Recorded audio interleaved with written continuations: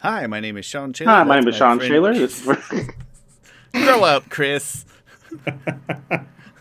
That's Chris Ford, aka the Objective Geek of YouTube and amateur behavior fame. And below us, back for the second amateur week. behavior fame. Just, it's so childish. Get out of here. I think I can mute you. Let me find out how. And below us, back for a second week, is Theo. Theo said he's in it for the long haul, and we're pulling like an all-nighter, at least as far as us old people are concerned, doing this Team Avatar fighting tournament. Theo, thanks for coming back. We really appreciate it. And I don't know if we got a whole lot to introduce. Any news in the past 5 seconds? Otherwise, let's jump into round 2.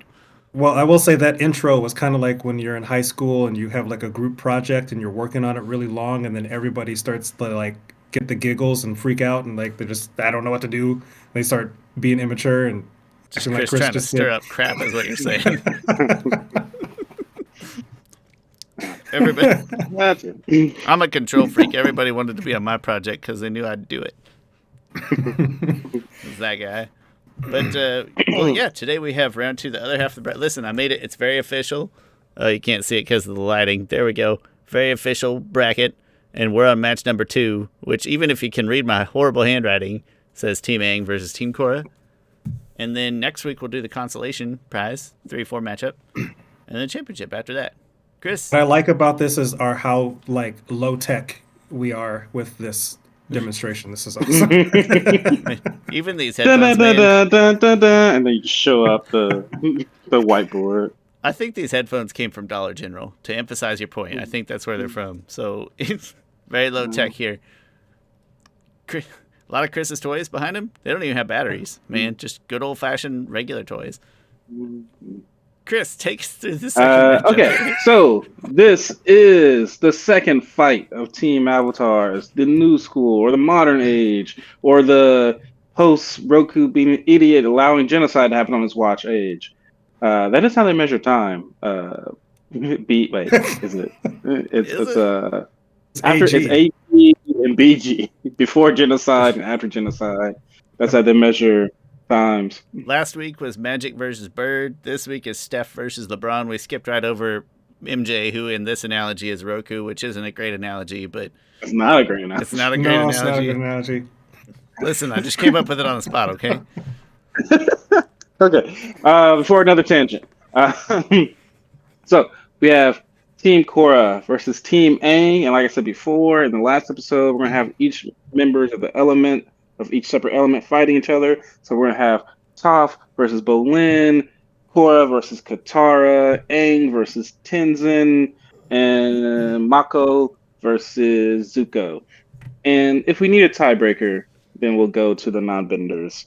And in this, it's kind of hard to choose a team avatar for Korra because like her team avatar is a little looser, but we know that like those 3 are like her main 3. Like, sure, if I wanted to, I could add in Lin Beifong or Suyin, but Bolin is like he says, Team Avatar, let's go. He's on Team Avatar. The other ones who are close to Korra aren't like Team Avatar official. Anyway.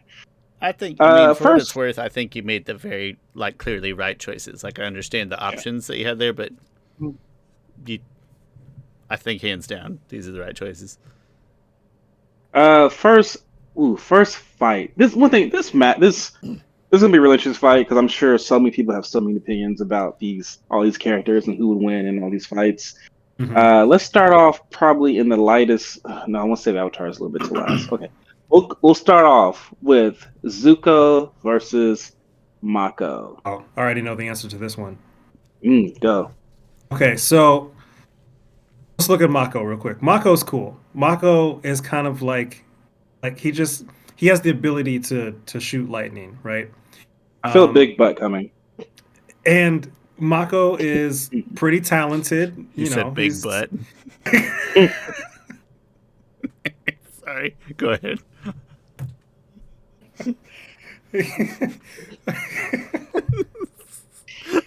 Sorry. Yes. So immature humor set aside real quick. Sir Mix-a-Lot's gonna like break through the wall like Kool-Aid Man. This Somebody say big butts. Somebody say big butt. I'd watch that commercial. So, All right, I'm done interrupting. Go ahead. Mako, just he reminds me of Aladdin, right? He's just a street rat. He doesn't really have any real skill, and then he becomes a police officer at some point. And he's he the only thing he has is that he can shoot lightning, and that's about it. But Zuko is a trained prince. He is trained from essentially the greatest firebender of all time. Now, mind you, he's like not on that level comparatively, but he literally lived with Ozai and Azula, who are frankly pretty much the greatest firebenders of their generation. He by osmosis is going to be super good. Plus he battled and trained with other soldiers, as we saw in like the first season, and he did that pretty much his whole life. Like he's a trained fighter, and he can redirect lightning even if he can't generate it. So in my opinion, hands down, easy Zuko. You didn't even mention Iroh. Yeah, like he osmosis, sure, from Azula and that's right, and Ozai, and then like he walked around with Iroh for ages. Yeah, right. Chris, you got any thoughts? Yeah, so this is a really interesting fight. When I think about Mako's a street fighter. You know what? Zuko grew up pampered. Like, sure, your father burned your face, but whatever. Zuko grew up pampered. Mako grew up on the streets. You know how it's different growing up on the streets. And you got no parents and you growing up on the streets. You got to protect your brother. You gang affiliated and everything. Mako is about that life. Triple triads. Yeah, he was lightning bending and everything stuff. All that being said, but okay, the thing that's gonna make this match interesting is that you have a firebender who can lightning bend, and Mako might be the best lightning bender we've seen. Just for a matter of just like lightning bending becoming a lot more easily done, more easily available. He was able to lightning bend with just this much movement, being blood bended by a mon at very close contact. That's tough. That is hard to do. Mm-hmm. I say that because that reminds me a lot of when there's a passage and there's a panel in The Search where Azula is like in a straitjacket, right? And like she leaps towards Zuko and Ty Lee chi blocks her. And then Zuko comes close to her and she lightning bends at him because she gets her hands loose. Such a freaking great back and forth between them. And she lightning bends him with just like a flick of the wrist. So I'm thinking of how did Zuko fight Azula in The Search? He was actually able to be on her level at this point. And to me, this is Azula like at her like strongest. And also he was able to beat her. Because in Sozin's comment, Azula is way more unhinged and a little more off her game. And in The Search and the Smoke and Shadow, she's a little bit more disciplined. But she's still like she's gotten even better at lightning bending. But she can shoot projectiles and stuff like that. But Zuko is still better than her, in at least slightly. So when I think about that matchup and correlating to this matchup, I kind of have to give Zuko the win here. It's a lot closer than I think he might make it out to be. Because sure, Zuko can redirect lightning, but like how many of those can you do? Like and for him to redirect lightning, he has to be perfect with it. Like he has to flow it through his body in and out. Like because he did it wrong when he did it with Azula. Like he did it barely wrong because he was like shook afterwards. He did get a lot better with it. Like Azula could do it to him in those fights. He was able to redirect it pretty easily. But in a fight that's like there's no running away. Can he keep up the redirection of lightning to a bender who can bend with the flick, who can bend lightning with the flick of his wrist? Granted, Mako doesn't really show that ability all the time, but he did show it in the moment that it counted the most. That being said, I think Zuko would win. I think they're fighting hand-to-hand fighting. It's probably I would give Mako the benefit there because I think more. He probably has more time fighting without bending than Zuko does. I thought Zuko was really good as a blue spirit, although he had dual swords. In this fight, dual swords aren't permitted. I think it's really close, but I'm going with Zuko. Moot point. I'm going with Zuko as well. All of Theo's points. I mean, he relearned to firebend alongside the Avatar, right? Like, I don't think anybody has like the large breadth of where he's picked up firebending. This and that's from that Zuko does. So, Zuko for me. So, Even to Chris's point about the like non-bending fighting, I would even still pick Zuko because Zuko has the skill with the two swords, which also just translates to just general martial arts. I feel like he's a really good martial artist just in general, and even if you're a street fighter, you're not gonna beat. I know, man. Mako grew up on the streets, orphaned on the streets, gang affiliated. See the best of Mako yet. Like, we probably don't know what Mako's best looks like quite yet, but rules of the game. Yeah, he also should have died in season 3 of Korra, by the way. But yeah. Nah, if he was gonna die, season 4 would be the time to die. When season he did 4, a sacrificial. Okay, yeah. Cool. That's what I was thinking. Sorry. Yeah, season. I'll 4. be cool with that. Although, I mean, they wanted to end it in a happy kind of way, like, oh, okay, we're all. Certain podcasts debated whether or not more people needed to die. It's a good episode, in my opinion. I think that's the episode where Chris did his Shannon Sharp impression too. That was great. It's fantastic. Hey, listen. It feels bad when we all three vote one way because it makes it feel like it's not close. But that's not the point. To me, it's really close. Yeah, that's not the point we're trying to make with the 3-0 vote. It doesn't have to mean it's not close. Right. Chris, what's the next one? Next 5. Whoo! This is a good one. It's Toph versus Bolin. I don't think this is a good one, Chris. Okay, go, Shawn. I want to hear your. I want to hear your. I don't. Bolin has not given me anything to suggest that he can beat peak Toph. I don't see, with all of Toph's sensory abilities, unable to be snuck up on. If I don't think that lava bending, for example, is going to overcome Toph's just wealth of experience and the extra skills she has with seismic sense. I don't see it. I'm going Toph. All right, I'll go. Wait, I feel like I'll go. So that sense, I think, can backfire. Toph has a hard time seeing. Well, she did initially have a hard time seeing in sand, and lava she'll have an even harder time seeing. And Toph's like, if she had one weakness, it'll be that she sees with her feet. Imagine the floor being hot. Like, firebending is probably one of the worst elements for her to fight against.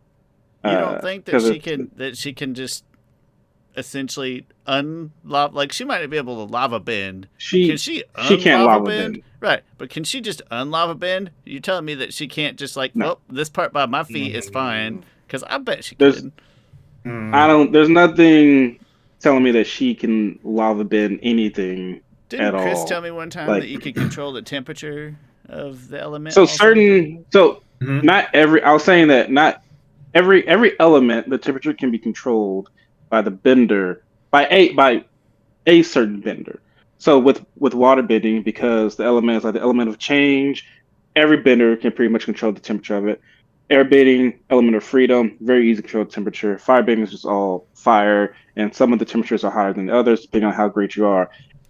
Earth, being the most stubborn of an element, is the hardest one to change, and it takes a really unique set of skills and abilities to make Earth, the most stubborn element, change not only its temperature, but its phase, or whatever you call the liquid and whatnot.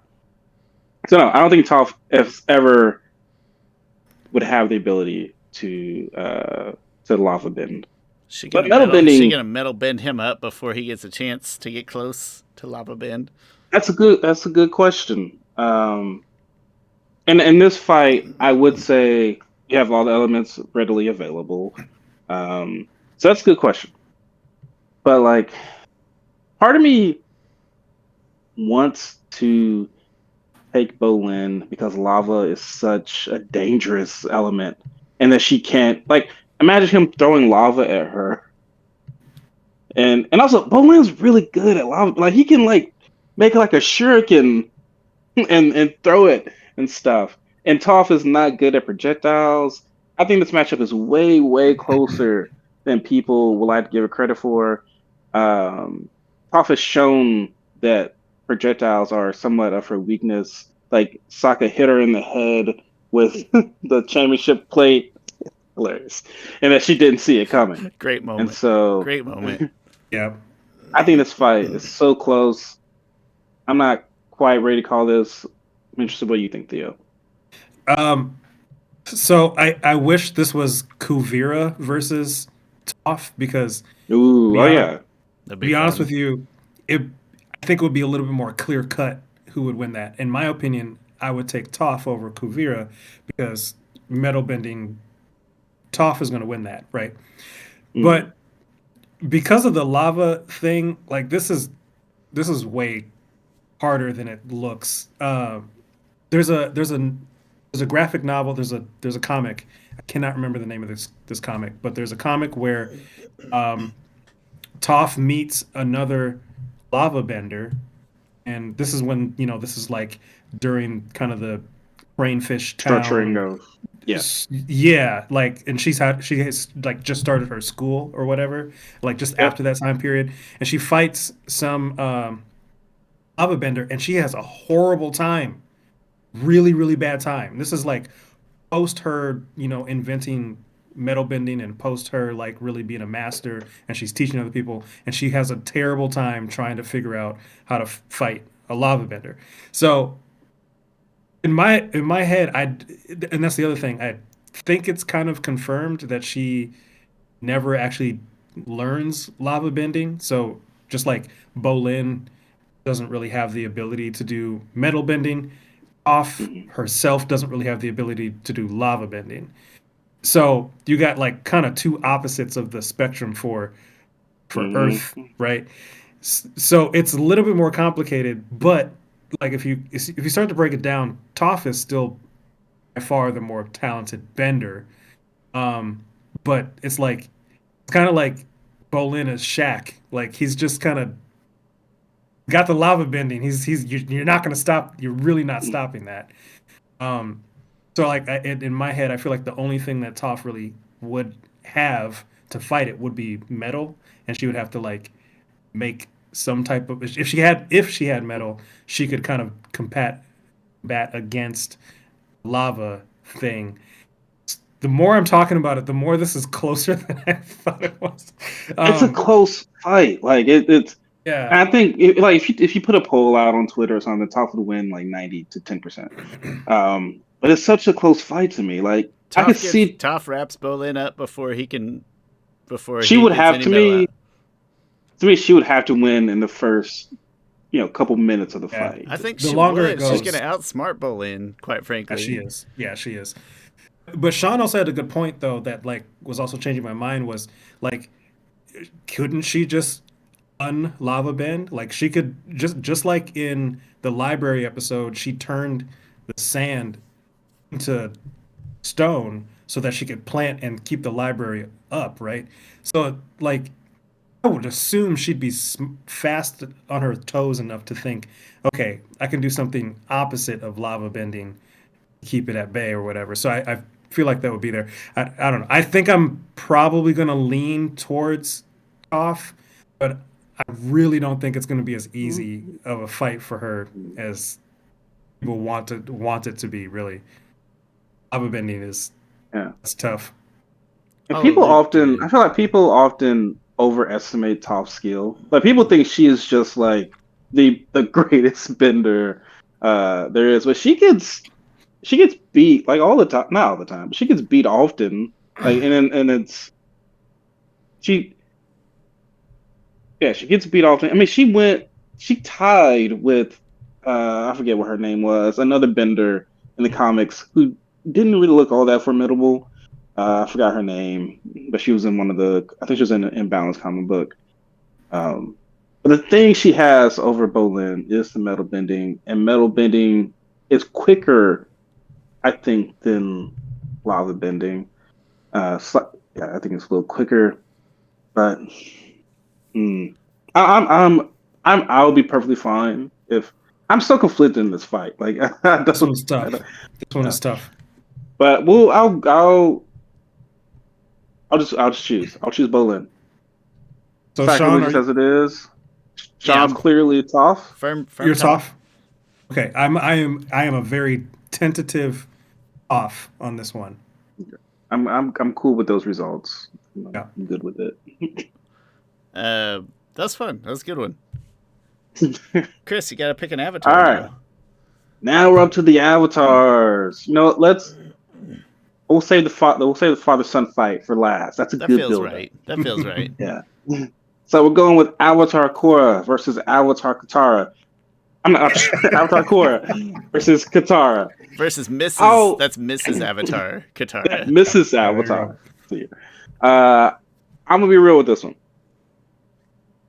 People like Toph. I think people overestimate Katara's power a lot. Like I'll see posts like who win between Amon and Katara, and people will be like Katara. I'm like, you guys are idiots. No, Katara's Amon not beating would wipe the floor with her.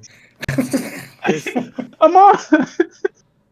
Amon is in a completely different stratosphere. Yeah, like Amon, only person that can beat Amon, you have to be an avatar to beat Amon, or some type of really spirity, not person. You have to be a spirit, or like something that's not just a bender. Amon he's OP. Like he's OP. Katara's great. Katara's one of the greatest benders there are, but when I look at their feats, Katara versus Korra has way better feats, I think, than Katara does while in combat. Like Korra was fighting the twins Eska and Desna while on a freaking funnel that's probably about 20 or 30 feet in the air, going probably about the speed of a speedboat, which is probably about 40 miles an hour, while bending fire at them. No avatar state. She fought airplanes going like 40 feet in the air, bringing up huge freaking ice spikes to stop them. She then bent a whole freaking water ice thing up into Kuvira's mech suit to catch it. Like, Katara's feats to me just aren't on the same level as Katara. To me, this isn't, sad to say, somewhat sacrilegious. To me, this isn't close. I'm picking Korra easily over Katara.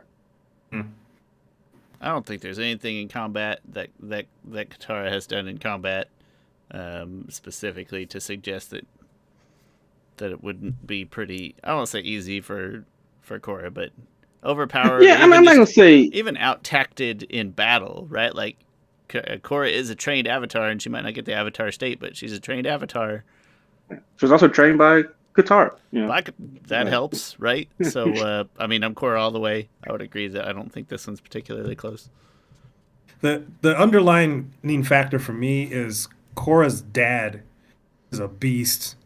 She comes from that. The genes, yeah. Like that dude is a man. I saw this random TikTok of this. I don't know who he is. I have no idea. But he always screams about just how hot and attractive characters are. He's like, why, Nickelodeon, did you create this man? He's over here shirtless doing Tai Chi in the winter in the Arctic. Why would you create such a sexy man? That's a great question. Like, Well, don't have an answer. It would be. I would love like a solo 2-episode arc of just follow Korra's dad. Just because he got kicked out of the southern. Northern Water Tribe. Yeah. So he was from the northern, and he got kicked out. Like I would just let's tell that story. Like that'd be pretty cool, right? God, he's a beast. The rebel years. Let's hear it. Let's have that. Right. Ooh, I want Katara to win this, but yeah, no, it's not. Not happening. Yeah. I really want her to because I don't like Korra as a character, to be honest with you. I don't just like Well, Shawn has this really strange disdain for Jet. Just hates Jet. Right? Like I don't like Korra. I just as much as Shawn doesn't like Jet, I don't like Korra. Two But episodes well, ago, that's I tried well. really hard to be respectful to Jet. I tried really hard, and I think it showed. I think the effort showed on screen. It's 2-1. yes. Chris, introduce us to the Two, last to 2-1. the headliner So right who's here. is Team Aang up 2-1, right? Team Aang is currently Because up 2-1. Mm-hmm. because Zuko beat Mako and Toph beat Bolin and Korra beat Katara. Okay, so this is a huge freaking match. Huge match. Father son headliner Uh, heavyweight match. The end of the Father heavyweight, the Son, Airbenders. That's more of a just featherweight thing. Airbenders. We have Tenzin versus Aang. This is a really, really tough match, I think. I think the difference between those two to me is that Aang is so the way he fights is is so much like just trying to evade and things like that, using the Bagua. And Tenzin doesn't do that like as much. Tenzin's far more, I think, forceful with a lot of his bending. One good thing in Tenzin's favor is that Tenzin, when he was fighting Zahir, that clearly showed just how great of an airbender he was. Granted, Zahir was still a freaking great airbender. I wouldn't put him at a master level at that point.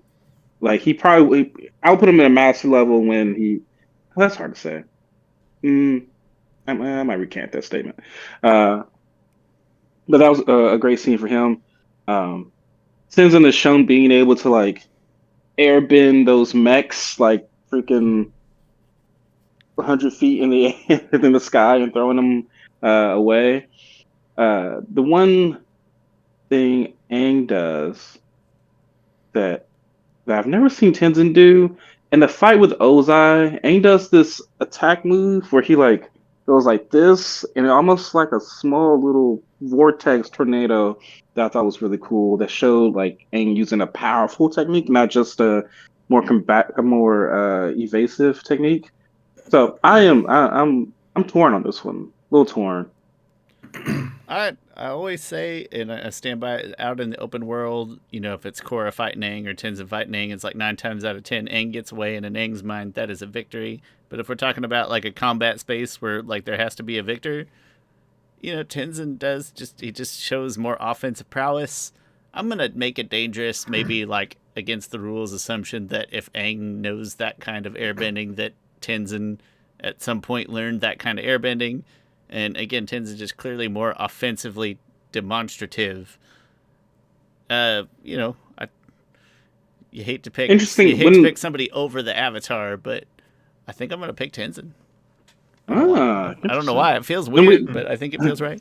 When we think about the move that they each created to become masters, so Aang created the air scooter, right?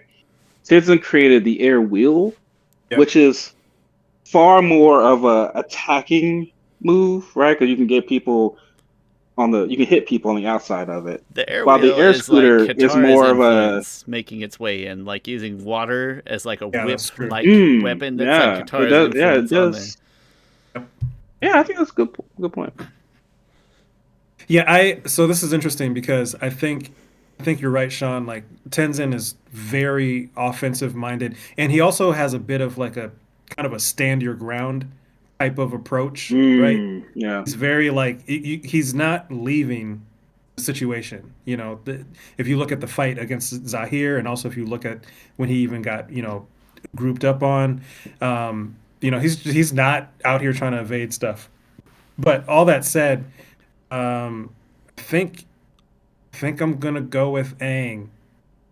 Aang has like this weird Superman complex where he's like afraid of his own strength a little bit, right? yeah. So like he evades, I he evades a lot, but he's like evading to a point where he doesn't get pissed off. But this is the one thing I have this debate with a bunch of my friends for years. The second you make Aang angry, game over. That's like we mostly see that when he's in the Avatar state, but like when he lost Appa, he was like, "I'm just gonna start killing buzzard wops just because I'm about to destroy your sand ship." Yep, it's over. Yeah. So like I think if we're in a battle situation with both Tenzin and Aang, I think Aang's just such an emotionally driven person. I think if he gets frustrated or if you just make him angry, he's gonna go beast mode on you, and I think that would edge out the discipline and the tacticalness of Tenzin. My favorite part about this is that like the whole match and the balance, like we ended up beautifully where Chris gets to be the tiebreaker that decides the fate of the match. I like that. That feels good to me as far as discussion goes. So I honestly feel they are very. I can't think of a good reason why one would win over the other. I Mm. guess maybe the best reason is that Tenzin was trained by Aang, and that seems like a backhanded compliment. Um, but like you said, Sean, I do think he has a lot of Katara in him, Yeah. a lot of that forceful nature. Um, man, like I think about. Wait a minute, I might have to give this to Aang now that I'm thinking about it. Aang has one feat that is really, really amazing, and that's the volcano one. He was able to stop Oh that yeah, whole that's right. volcano. Oh, that was really So cool. I didn't think about that. that might be the one feat that would take Aang over the top for me. Like in my I kind of do just because I love Korra I got I've and got I one more love. feat. Okay. I got one more feat to throw at you that Aang does in the final battle against Ozai. After he gets Ozai uh, pinned down with those rock, he like pins Mhm. Ozai's rock hands down and his feet down, and then Ozai is about to throw fire at him through his mouth, and this is Aang without the Avatar state turns around and gets the full blast of the greatest firebender of all time that was coming out of his mouth Mhm. and just cups the fire. Yeah. Totally like Yeah. Mhm. yeah, like yeah, you have a good point. The volcano and that like those are some crazy Man, their feats. their nature to me it's funny because they're father son. Their nature is so different. It's like reading the comic books. Tenzin does have way more anger in him, probably Mhm. more aggression, but I don't. I can't see it overmatching the feats of Aang. And I don't care to speculate much because I don't like speculating on things that I don't know. But Aang at 12 was able to do the volcano feat. When he was fighting Yukon, his air scooter was huge. Was able to like go over freaking buildings and stuff like that on top of Mhm. buildings. Uh, I'll give it to Aang. I'm reluctantly giving it to Aang. Like part of me because I like to go against the grain some oftentimes. I'm always objective though. I like to go against the grain when I know that like, all right, I got the facts to back this. But gosh, my second kind of got the anyway. Um, going with Aang. That was my I favorite. would That was my favorite one that we've talked about so far. It's the most fun to think about and do the mental exercise. I enjoyed that one I, most. I honestly I would give it to Tenzin, but I think Tenzin would frustrate Aang enough to where Aang just is like, okay, you want to see me be Superman? Here's Superman. He brought out Hoodie Mellow. That's what he did. Uh, well, hey, just for so Team Aang is victorious, but just 3-1. No. just for funsies' sake, if it had come out a tie, Chris, what were you gonna do for the tiebreaker? Were you gonna go non-bender, or were you gonna I think we go would have battle went. royale? It's funny. I think we would have battle royale just to keep the tiebreaker the same if we ever need to do it again. Because if Okay. it went non-bending, Team Korra would have won. If it went non-bending, because Asami to me beats Sokka. Uh, What kind of weapons do and I would non-benders get though? That's my question. they get their normal weapons. I would give Just them the their regular, normal okay. weapons. What's Yeah, Asami's whatever normal weapons they weapon? What's usually Asami's normal her weapon? It's the her hand electric glove. Yeah, electric glove thing. her equalizer glove. I know. I just Man, it feels so tough because that's just comparing technology, right? Like you give Sokka a boomerang and she gets advancements in technology. So sorry, I'm not trying to argue that's not the right thing to do. I'm glad we didn't have to No, have you're that right. You're discussion right. because Yeah. I don't like that. So I'm glad it Well, didn't also, come I to think that. I also think Asami's a better hand-to-hand fighter. That's what I would than want to hear. She, That's she what I is, would yeah. want to just, hey, put them in arena Yeah. and whatever things they both have access to, because that's really what they're as non-benders. What kind of resource Now, and if fight? But in this scenario, I would have put Sokka over Suki because Sokka is more Team Avatar. But if it was Suki, I would have put Suki because Suki is over a son. probably I would have put Suki over Asami because Suki has chi blocking and she is like her acrobatic skills are second only to Ty Lee and she's also a great hand to hand fighter. I would probably give Asami a slight edge in hand to hand fighting, maybe. She just seems way bigger than her and She able does. Yeah. to She's hit a harder older, hit. right? Is that part of it? Yeah. But I think she will still be. Asami's pretty tall for her. She's I know she's a she's. tall person. I think Yeah, Sokka versus Asami would have been the right matchup, and then I it probably would would have. It have would have picked been. Yeah. Asami. But Uh, I'm just curious as as for to what battle, direction you would have gone. but I would have. But for a tiebreaker, would have with the battle royale, which then you talk about like, all right, you got the Avatar State versus Avatar State. You have Korra Mhm. versus Aang, which I choose Korra all the time. And then, well, you don't necessarily have. You have the avatars are going to be fighting each other because they're the only two that can match up with each other, and then the other three are going to be fighting each other. And then you have the teamwork of the brothers versus like three people who don't necessarily fight well all together. And then you got Tenzin, and I would probably If you approach take Team Korra. with the idea that, yeah, like if you're saying, okay, Korra beats Aang, and then some of the other things were very like closely evenly matched, right? All the other fights that we had, Yeah. even though we swung Team Aang, that they're evenly matched. I Wait think a it'd be minute. hard Wait a to- minute. Why are we having Korra beating Aang? I personally have Korra beating Aang all the time, like well at least nine times Can out of you 10. explain? I'm going to make a Oh, case I can go. against that, I but can go explain that. into. All right, so No, you can't do it. how much No, time do we listen, have? you You can can't do it go. on this episode because that is a different episode. That's my ruling. This is a All different right. I have a. episode. You Just can go got see emotionally my logic. compromised. I can go see my. I have a video out there, Core versus Aang. It's funny. Mhm. Someone did a rebuttal video to mine, like pretty much this my whole video. Like they would show my they would watch my video like with my, I could hear myself in the background of their video. They'd be like, "Stop, pause. This guy's an idiot." So. And then like this person has like I'm not making fun of him at all, but he has like 100 subscribers. He only had like 100 or maybe 40 so views on the video, and so I commented on it like, "Oh, this is hilarious." Like I wasn't like mean or anything to it or like combative. Yeah. But long story short, Korra beats Aang in like three of the four elements. Pretty much the only one she doesn't beat him in is air. Her avatar state is stronger because of math. Because before she was split from Rava, the current avatar is always stronger than the previous one because the current avatar has all the power of the previous one. Right? Math wise, if you look at the equation, X plus one or an unknown plus one will always be greater than the unknown.